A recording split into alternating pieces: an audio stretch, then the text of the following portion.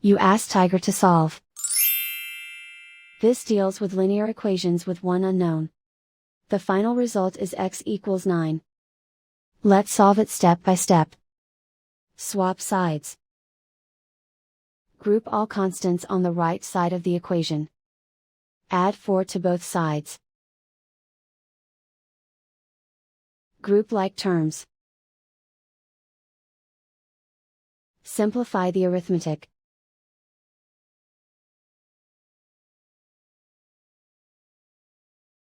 Isolate the x.